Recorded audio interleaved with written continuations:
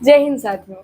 स्वागत है आप सभी का एक बार फिर से आपके अपने प्यारे से परिवार टारगेट विथ रिंकू में। तो कैसे हैं आप सभी? उम्मीद है सब अच्छे होंगे, स्वस्थ होंगे और अपनी पढ़ाई बहुत अच्छी तरह से कंटिन्यू कर रहे होंगे। तो दोस्तों, अभी हमने क्लॉक का चैप्टर समाप्त किया है कल ही, और आज हम कैलेंडर पंचांग को देखने वाले हैं, भारतीय पंचांग। तो कैलेंडर क्या है, किसे कहते हैं, थोड़ा सा इसके बारे में जानते हैं, फिर उसके बाद हम आगे क्वेश्चन को देखेंगे। तो कैलेंडर दिन, सप्ताह, महीना एवं वर्ष के बीच पारस्परिक संबंध को दर्शाता है, प्रदर्शित करता है। और इसकी जो सबसे छोटी से बड़ी इकाई है वो दिन, सप्ताह, महीना और वर्ष है। तो देखते हैं, इसको हम लिख देते हैं।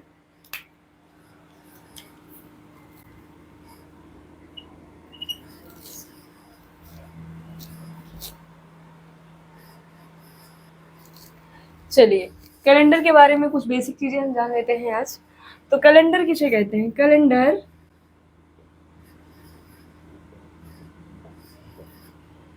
कैलेंडर दिन, सप्ताह, महीना, दिन, सप्ताह, महीना, दिन, सप्ताह, महीना एवं वर्ष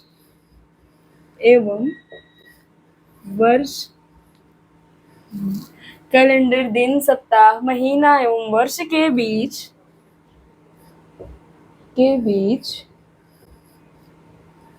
पारस्परिक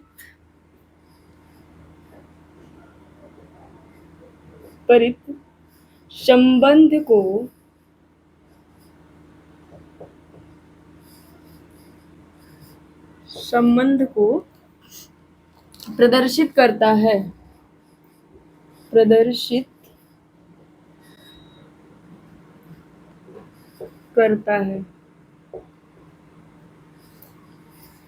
कैलेंडर जो है वो दिन, सप्ताह, महीना एवं वर्ष के बीच का जो पारस्परिक संबंध होता है उसे प्रदर्शित करता है। और कैलेंडर की जो सबसे छोटी से बड़ी इकाई है, कैलेंडर की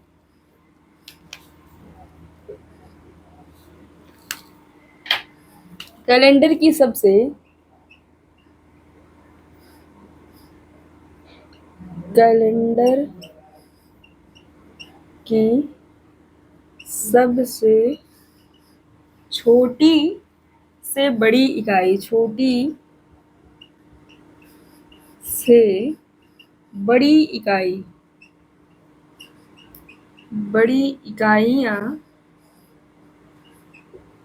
से बड़ी इकाइयां दिन, सप्ताह,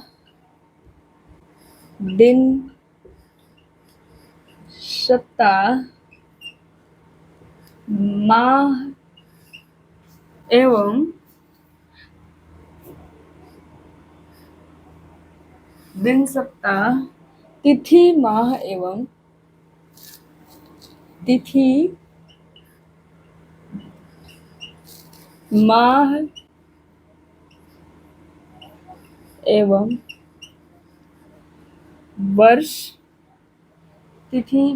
एवं वर्ष है। कैलेंडर की जो सबसे छोटी से बड़ी इकाई है वो दिन, सप्ताह, तिथि, माह एवं वर्ष है। कैलेंडर की जो छोटी से बड़ी इकाई है वो दिन है, सप्ताह है, तिथि है, माह है, महीना है और वर्ष है। आगे बढ़ते हैं। कैलेंडर का जो परिचय है वो किसने दिया था?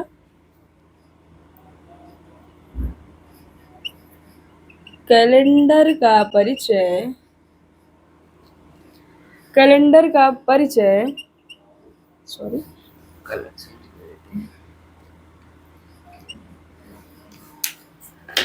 कैलेंडर का परिचय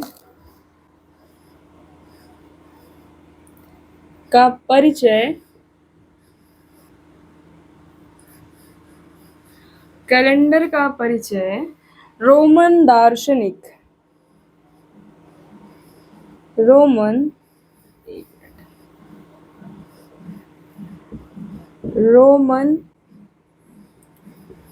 दार्शनिक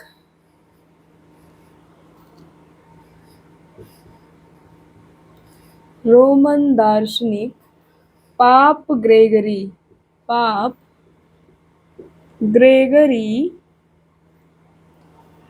13वें पाप ने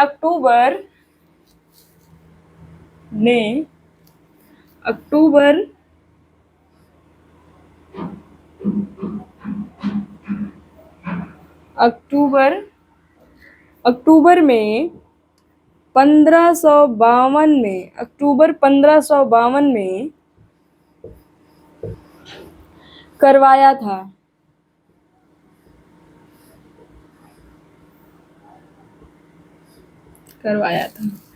कैलेंडर का जो परिचय है वो रोमन दार्शनिक पाप ग्रेगरी 13वें पाप ने अक्टूबर के महीने में 1552 ईस्वी में करवाया था। आगे देखते हैं।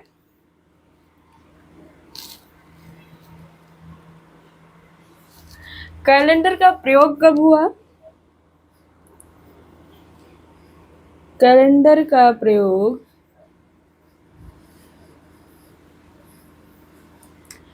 कैलेंडर का प्रयोग 1752 में पूरे ब्रिटिश साम्राज्य में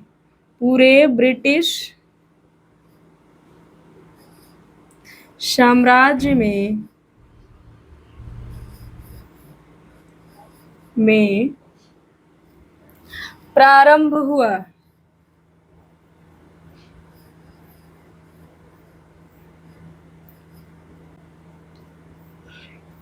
हुआ। भारत में उपयोग किया जाने वाला जो राष्ट्रीय पंचांग है, देखते हैं, इसको भी लिख लेते हैं। भारत में प्रयोग किया जाने वाला भारत में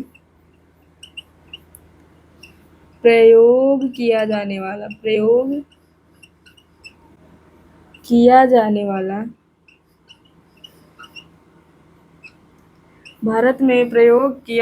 वाला राष्ट्रीय पंचांग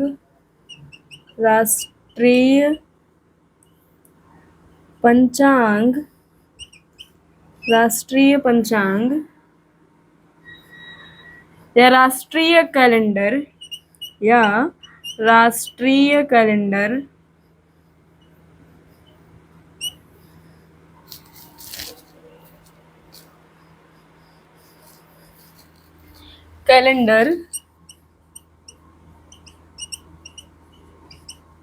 राष्ट्रीय कैलेंडर सरकारी सिविल कैलेंडर है। सरकारी सिविल कैलेंडर है।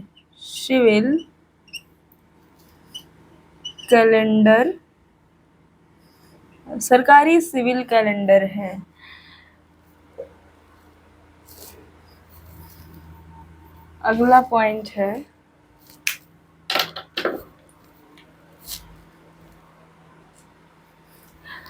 अगला पॉइंट है कि भारतीय पंचांग, ऐसे लिखते हैं, राष्ट्रीय पंचांग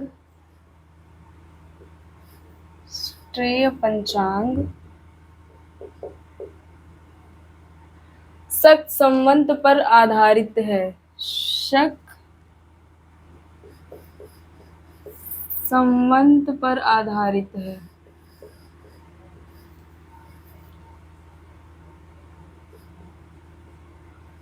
शक संवत पर आधारित है और इसे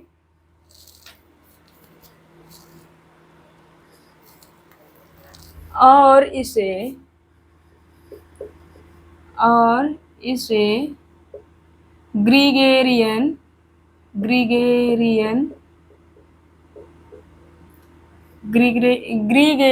कैलेंडर के साथ कैलेंडर के साथ साथ 1952 में अपनाया गया।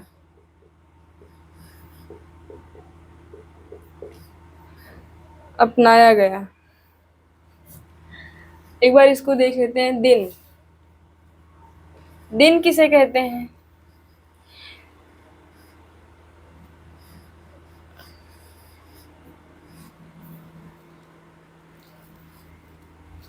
दिन देखते हैं। दिन सप्ताह के 7वें भाग को दिन कहते हैं।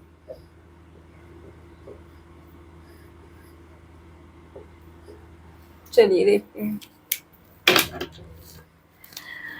कैलेंडर क्या है? कैलेंडर किसे कहते हैं? कैलेंडर से हम क्या सीखते हैं, क्या जानते हैं? कैलेंडर दिन, सप्ताह, महीना एवं वर्ष के बीच पारस्परिक संबंध को प्रदर्शित करता है। और कैलेंडर की जो छोटी से बड़ी इकाई है, दिन, महीना, सप्ताह एवं वर्ष के बीच के पारस्परिक संबंध को प्रदर्शित करता है। और कैलेंडर की सबसे छोटी से बड़ी इकाइयां दिन, सप्ताह, तिथि, माह एवं वर्ष है। दिन की जो छोटी से बड़ी कैलेंडर की जो छोटी से बड़ी इकाइयां हैं वो दिन, सप्ताह, तिथि, माह एवं वर्ष है। और कैलेंडर का परिचय किसने करवाया था? कैलेंडर का परिचय किसने करवाया था? कैलेंडर बताया किसने था? तो रोमन दार्शनिक पाप ग्रेगरी हैं। पाप 13वें पाप ने अक्टूबर के महीने में 1552 ईस्वी में करवाया था। मतलब पाप ग्रेगरी ने 13वें पाप ने कैलेंडर का परिचय अक्टूबर में 1552 में करवाया था। और कैलेंडर का जो प्रयोग है पूरे ब्रिटिश साम्राज्य में कब प्रारंभ हुआ? कैलेंडर का प्रयोग पूरे ब्रिटिश में 1752 में प्रारंभ हुआ। और भारत में प्रयोग किया जाने वाला राष्ट्रीय पंचांग या राष्ट्रीय कैलेंडर जो है वो सरकारी सिविल कैलेंडर है। भारत में प्रयोग किया जाने वाला राष्ट्रीय पंचांग राष्ट्रीय कैलेंडर जो है वो सरकारी सिविल कैलेंडर है। और राष्ट्रीय पंचांग शक संवत पर आधारित है और इसे ग्रिगोरियन कैलेंडर के साथ साथ 1952 में अपनाया गया था। राष्ट्रीय पंचांग को कब अपनाया गया था? 1952 में। और दिन, सप्ताह के 7वें भाग को दिन कहते हैं और माह जो है वो वर्ष के 12वें भाग को माह कहते हैं। तो पहले इतना आप लोग लिख लीजिए, पर विरेज करते हैं, उसके बाद थोड़ी सी और चीजें बताएंगे।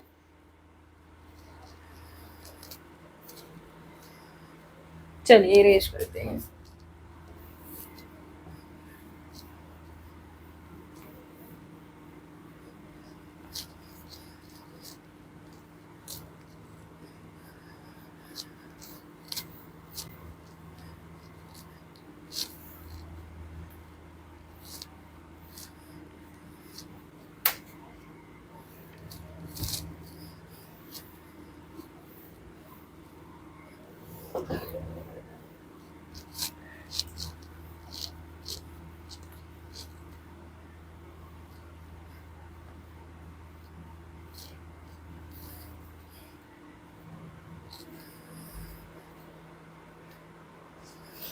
चलिए आगे देखते हैं कि दिनों का नामकरण किसने किया है, दिनों का कोड किसने किया है। तो ग्रेगरी जी ने दिनों का नामकरण किया है। ग्रेगरी ने कहा कि जो सप्ताह का पहला दिन होगा उसका नाम सोमवार रखा जाएगा और दूसरा दिन मंगलवार होगा। ऐसे ही उन्होंने दिनों का नामकरण किया है। तो देखते हैं, इसको भी थोड़ा देख लेते हैं। ग्रेगरी द्वारा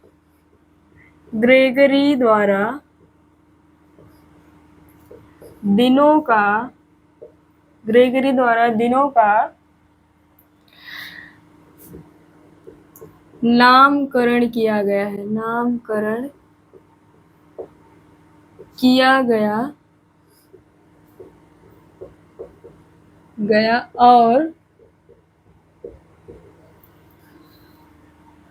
कोड किया गया, नाम किया गया और कोड किया गया।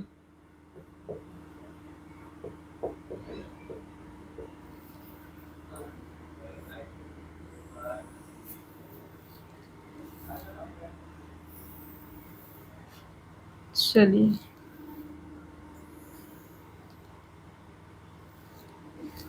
दिनों का नाम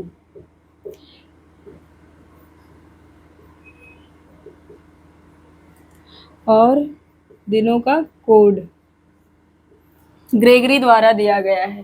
दिनों का नाम और दिनों का कोड जो है ग्रेगरी जी ने दिया है। तो इसको भी देख लेते हैं एक बार। ग्रेगरी जी ने कहा कि जो सप्ताह का पहला दिन होगा वो सोमवार होगा। सोमवार, मंगलवार, बुधवार,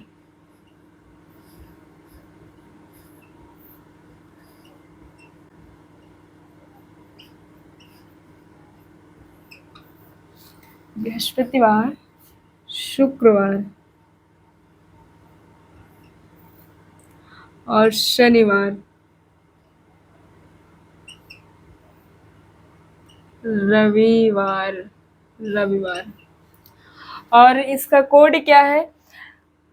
ग्रेगरी जी ने कहा था कि सोमवार पहला दिन जो सप्ताह का होगा वो सोमवार होगा, तो सोमवार का कोड 1 हो जाएगा, मंगलवार का कोड 2 हो जाएगा और बुधवार का कोड 3 हो जाएगा, बृहस्पतिवार का कोड 4 हो जाएगा, ऐसे ही शुक्रवार का 5 और शनिवार का 6। और रविवार का जो कोड उन्होंने किया है वो 0 या 7, या तो इसको 0वां दिन माना जाएगा या तो 7वां दिन माना जाएगा रविवार को। ऐसे ही माह को देखते हैं। माह जो होता है वर्ष का 12वां भाग होता है। माह 12वें भाग को कहते हैं, वर्ष के 12वें भाग को, वर्ष का 12वां भाग ही माह होता है। तो एक टेबल और बनाते हैं माह का जो सबसे ज्यादा इम्पोर्टेंट है, और उसी टेबल के आधार पर ही हम क्वेश्चन को सॉल्व कर पाएंगे। तो टेबल देखते हैं एक बार, पहले आप लोग इसको देख लीजिए, इरेज करते हैं, फिर टेबल माह का टेबल फिर बनाते हैं। चलिए इरेज करें।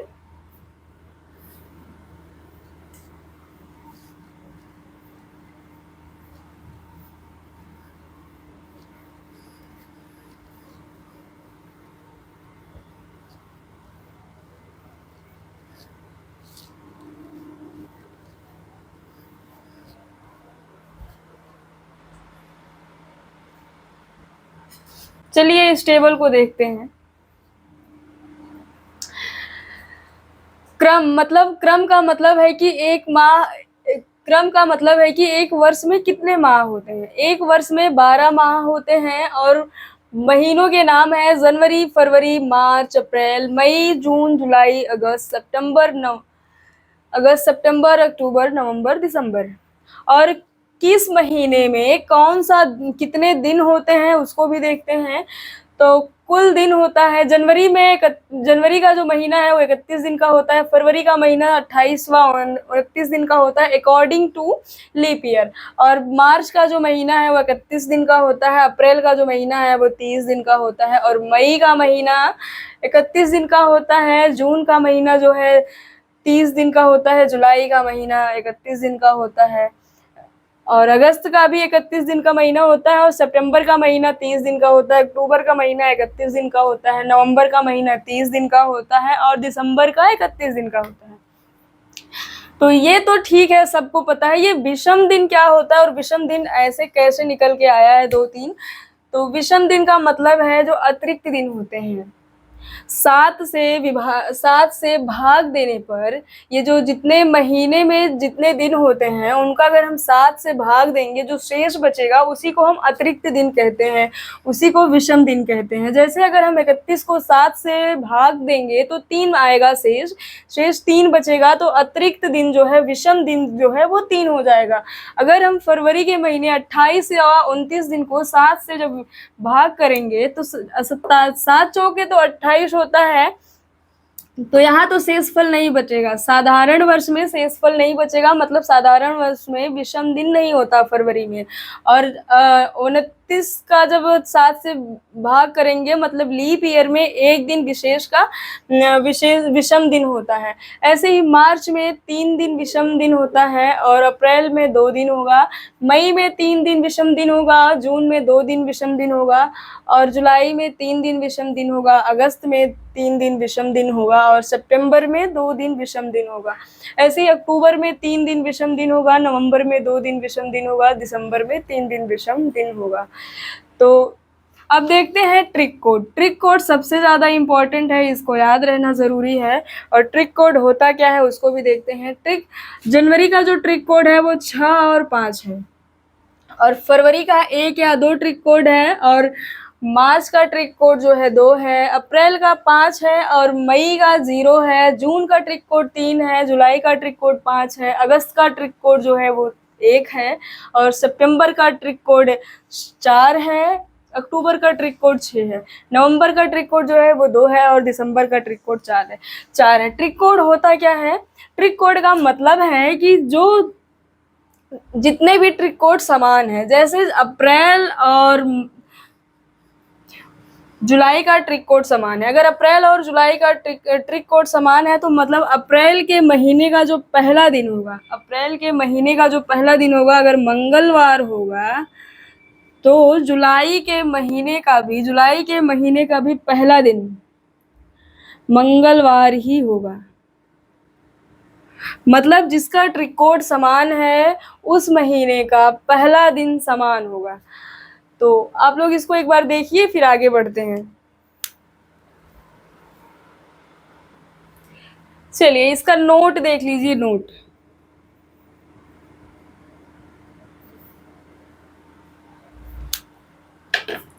लीप वर्ष होने पर, नोट डाल के लिख लीजिए, लीप वर्ष होने पर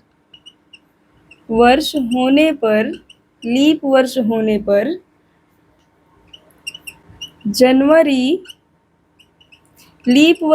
पर जनवरी का ट्रिक कोड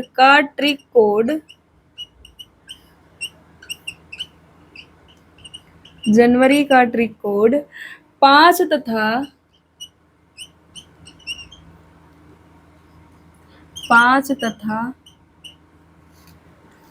फरवरी का ट्रिक कोड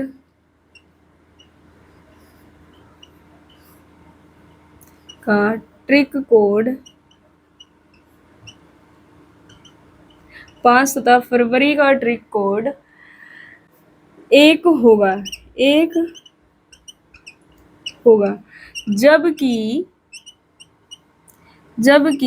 अन्य महीनों के ट्रिक कोड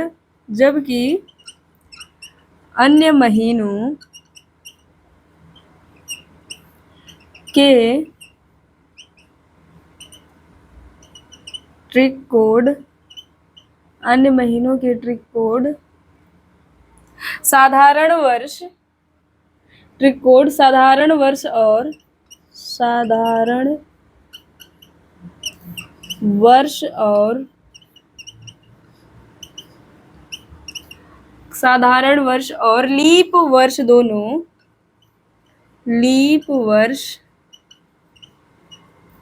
दोनों में समान होगा।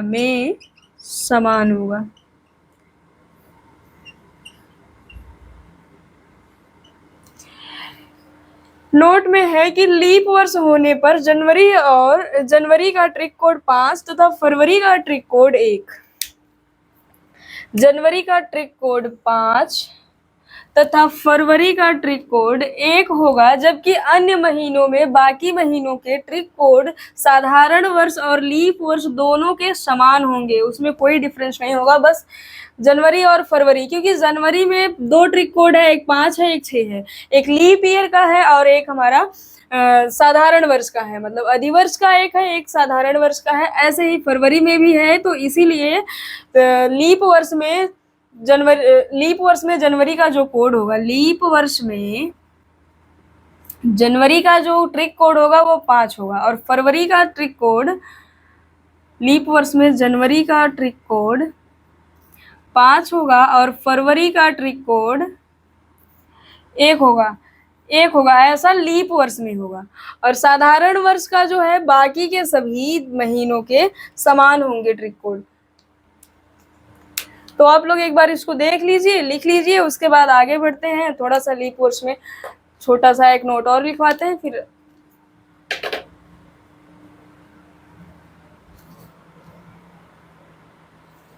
चलिए इरेज करते हैं। ये टेबल बहुत इंपॉर्टेंट है, इसको याद करना बहुत जरूरी है, क्योंकि पूरा कैलेंडर का चैप्टर ही इसी पे बना हुआ है।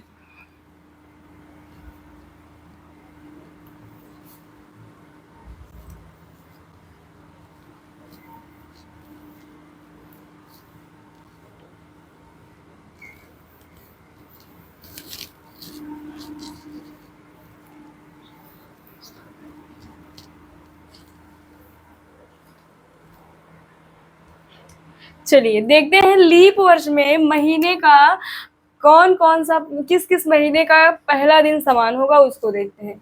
लीप वर्ष में किस किस महीने का पहला दिन समान होगा, उसको देखते हैं। तो लीप वर्ष में जनवरी और अप्रैल, जनवरी अप्रैल जुलाई, जनवरी अप्रैल जुलाई, जनवरी अप्रैल जुलाई, फरवरी और अगस्त, और अगस्त, फरवरी और अगस्त, एक मिनट,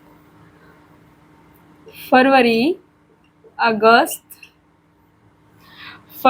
अगस्त और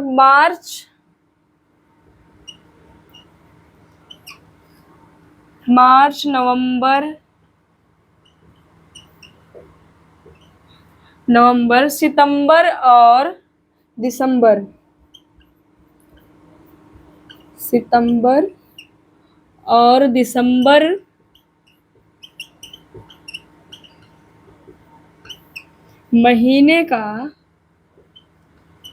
महीनों का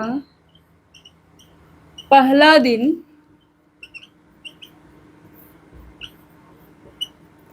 समान होगा। मतलब अभी जो हमने पीछे एक टेबल देखा है, एक सारणी देखा है, उसमें यही बताया है कि जिसका ट्रिक कोड समान होगा, मतलब जिसका ट्रिक कोड समान होगा, उसके महीने का जो पहला दिन होगा वो समान होगा। तो कौन कौन से महीने का पहला दिन समान होने वाला है? जनवरी, अप्रैल और जुलाई का जो पहला दिन होगा वो समान होगा, क्योंकि इसका ट्रिक कोड 5 है, इसका भी ट्रिक कोड 5 है और इसका भी ट्रिक कोड 5 है। फरवरी और अगस्त के महीने का जो पहला दिन होगा वो समान होगा, क्योंकि इसका जो ट्रिक कोड है फरवरी और अगस्त के महीने का जो पहला दिन होगा वो समान होगा, क्योंकि इसका फरवरी और अगस्त का ट्रिक कोड जो है वो एक है दोनों का। ऐसे ही मार्च और नवंबर के महीने का जो पहला दिन होगा वो समान होगा, क्योंकि मार्च का ट्रिक कोड और नवंबर का ट्रिक कोड दोनों सेम है का मतलब इसका ट्रिक कोड भी 2 है, मार्च का भी ट्रिक कोड 2 है और नवंबर का भी ट्रिक कोड 2 है, तो इसका समान होगा। ऐसे सितंबर और दिसंबर का ट्रिक कोड समान है, तो मतलब सितंबर और दिसंबर के महीने का जो पहला दिन होगा वो भी समान होगा। तो इसका ट्रिक कोड 4 है, सितंबर का ट्रिक कोड 4 है और दिसंबर का ट्रिक कोड 4 है। महीनों का पहला दिन समान होगा। अगर जनवरी महीने का पहला दिन जो है अगर सोमवार होता है तो अप्रैल महीने का पहला दिन सोमवार होगा और जुलाई महीने का भी पहला दिन सोमवार होगा। ऐसे अगर फरवरी और अगस्त के महीने का पहला दिन शनिवार पड़ रहा है तो फरवरी के महीने का दिन अगर पहला दिन जो है शनिवार पड़ रहा है तो अगस्त के भी पहले महीने का पहला दिन शनिवार ही पड़ेगा। इसको आप लोग देख लीजिए। फिर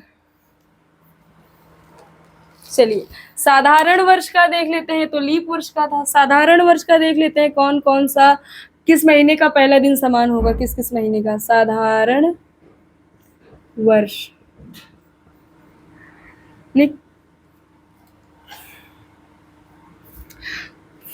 फरवरी, साधारण वर्ष में फरवरी और मार्च, फरवरी और मार्च और नवंबर, ये सॉरी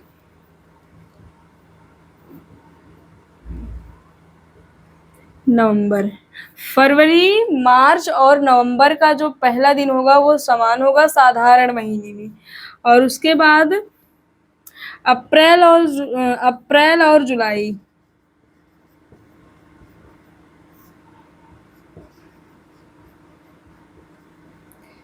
अप्रैल और जुलाई और जनवरी के महीने का पहला दिन समान होगा, क्योंकि इसका भी जो ट्रिक कोड है 5 है, जुलाई का भी ट्रिक कोड 5 है और जनवरी का भी ट्रिक कोड 5 है।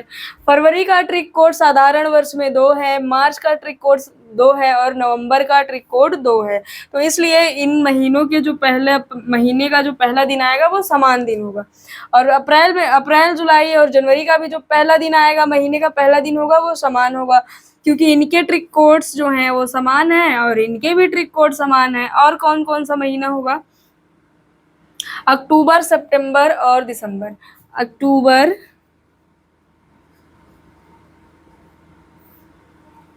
सितंबर,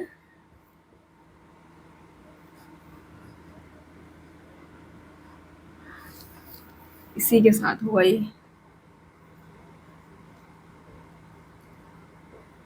क्योंकि जनवरी का जो ट्रिक कोड है वो 5 और 6 दोनों होता है, तो इसमें इसका भी ट्रिक कोड 6 होगा। सितंबर, सितंबर और दिसंबर। साधारण वर्ष में फरवरी मार्च नवंबर का जो महीने का पहला दिन होगा वो समान होगा, क्योंकि इनके ट्रिक कोड्स समान होते हैं। ऐसे ही अप्रैल जुलाई जनवरी और अक्टूबर, साधारण वर्ष में अप्रैल जुलाई जनवरी और अक्टूबर का जो पहला दिन होगा वो समान होगा, क्योंकि इनके ट्रिक कोड समान होते हैं। सितंबर और दिसंबर का ट्रिक कोड समान होता है, इसलिए इन महीने सितंबर और दिसंबर के महीने का जो पहला दिन होगा वो समान होगा। आप लोग इसको नोट करिए, फिर आगे बढ़ते हैं इसको इरेज करके। चलिए ठीक है, फिर इरेज करते हैं और आगे बढ़ते हैं।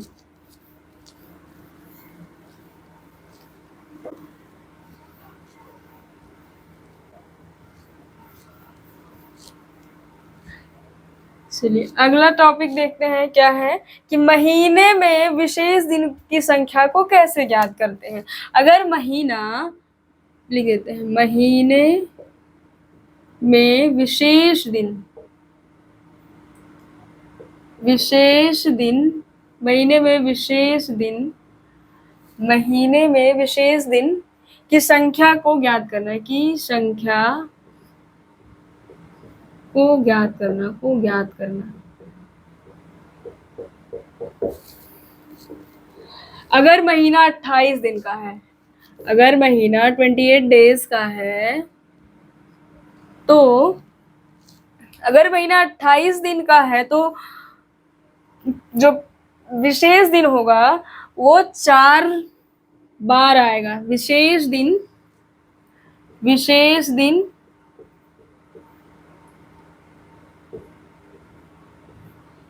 4 बार, विशेष दिन 4 बार पड़ेगा, बार पड़ेगा, विशेष दिन 4 बार पड़ेगा। अगर महीना 29 डेज का है, अगर महीना 29 दिन का है तो 1 तारीख को पड़ने वाला दिन, 1 तारीख को पड़ने वाला दिन, पड़ने वाला दिन 5 बार, पड़ने वाला दिन 5 बार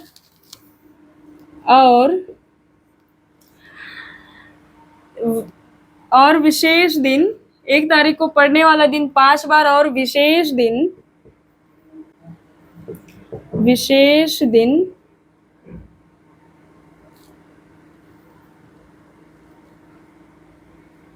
विशेष दिन 4 बार पड़ेगा, 4 बार पड़ेगा। ऐसे ही अगर महीना 30 दिन का है, 30 डेज का है, तो 1-2 तारीख को पड़ने वाला दिन, 1 और 2 तारीख को पड़ने वाला दिन महीने में, 1-2 तारीख को पड़ने वाला दिन महीने में 5 बार और विशेष दिन, और विशेष दिन महीने में, विशेष दिन महीने में, विशेष दिन 4 बार पड़ेगा।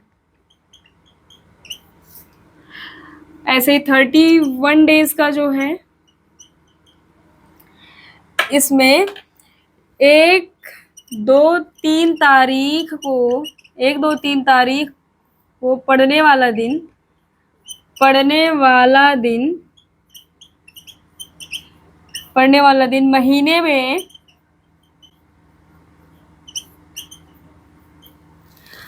5 बार और विशेष दिन, और विशेष दिन जो है वो 4 बार पड़ेगा, 4 बार पड़ेगा।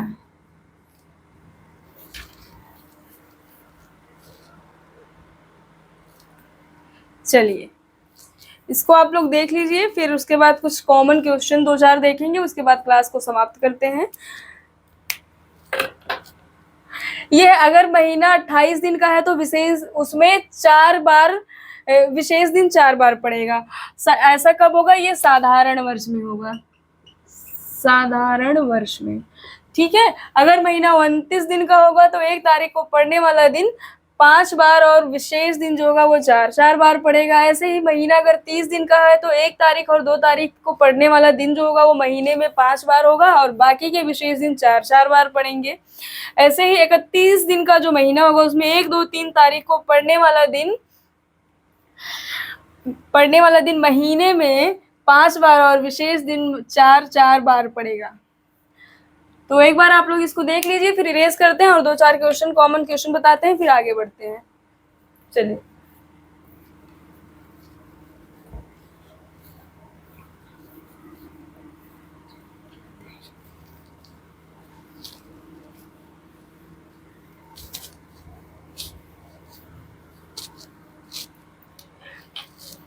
पहला क्वेश्चन है कि अधिवर्ष मतलब लीप ईयर, अधिवर्ष लीप ईयर, अधिवर्ष लीप ईयर का जनक किसे माना जाता है? का जनक किसे माना जाता है? किसे माना जाता है? माना जाता है, किसे माना जाता है? तो ये पाप ग्रेगरी को ही माना जाएगा, उन्होंने ही परिचय करवाया था ना कैलेंडर का, तो पाप ग्रेगरी को माना जाता है, पाप ग्रेगरी को माना जाता है। पाप 13 हुई। अधिवर्ष लीप ईयर का जनक किसे माना जाता है? पाप ग्रेगरी, पाप 13वें को माना जाता है। ऐसे ही क्वेश्चन नंबर हमारा दूसरा है, कैलेंडर का प्राथमिक उद्देश्य क्या है? क्वेश्चन नंबर 2 है, कैलेंडर का प्राथमिक उद्देश्य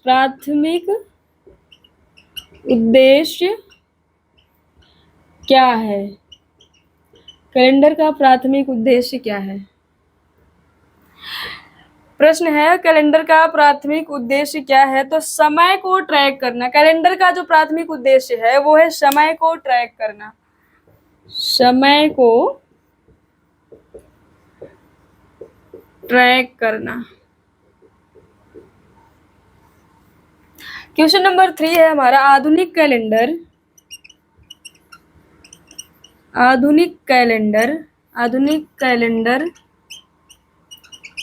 क्वेश्चन नंबर 3 है, आधुनिक कैलेंडर के जनक के नाम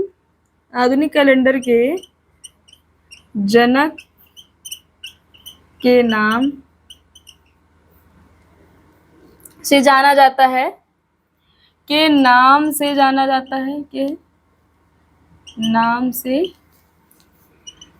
जाता है। आधुनिक कैलेंडर किसके नाम से जाना जाता है? तो पाप ग्रेगरी पाप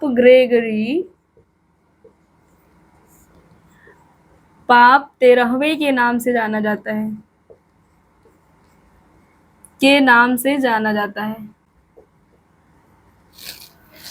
तो आज की क्लास हम करते हैं यहीं पे समाप्त और मिलते हैं कल नई क्लास में नए टॉपिक्स के साथ। आज हमने कैलेंडर की कुछ कॉमन चीज़ें सीखी है, कुछ कॉमन चीज़ें हमने देखा है जो हमको जानना ज़रूरी था, जिसके बेस पर पूरा हमारा चैप्टर, पूरा क्वेश्चन सॉल्व करना होगा। तो आप लोग इसको देख लीजिए। आज के लिए बस इतना ही, मिलते हैं कल नई कक्षा में और नए टॉपिक्स के साथ। धन्यवाद।